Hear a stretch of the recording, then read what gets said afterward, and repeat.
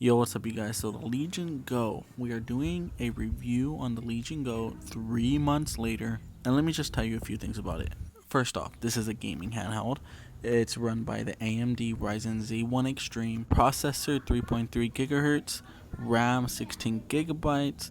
This device has an 8.8 inch nice, really awesome display, 2560 by 1600 display, and 144 Hz display, which is honestly really quite amazing, especially for something like this being handheld, small, 8.8 inch. It's honestly incredible for what it is. Also, I'm very bad at putting screen protectors on, so when you guys see this video and you guys make the comments about the screen protector, oh god.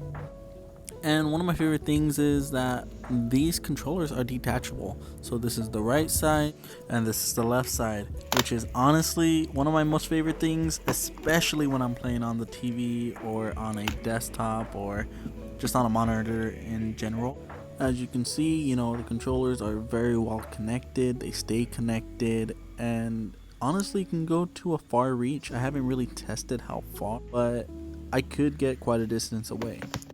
And right here, you're gonna see on the top, you get the air vents for the CPU, so it doesn't stay really hot inside. There on the right side, actually the left side of the device, there is a USB-C port with an SD card slot alongside with the volume buttons. Not to throw shade, but the SD card actually works ROG. So this is unbalanced. I'm playing a Wolfenstein. I think it's like New Blood. It is a very good game. It has very good graphics. I do play on high setting, but when I switch over to performance mode, like it works at the 60, 144 frame. Right now I am playing at 60 frames though, and let me tell you guys, this game has been really amazing too. So that is the Legion Go.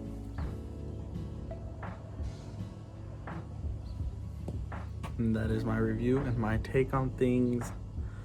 Thank you for watching, and welcome to the new tech channel.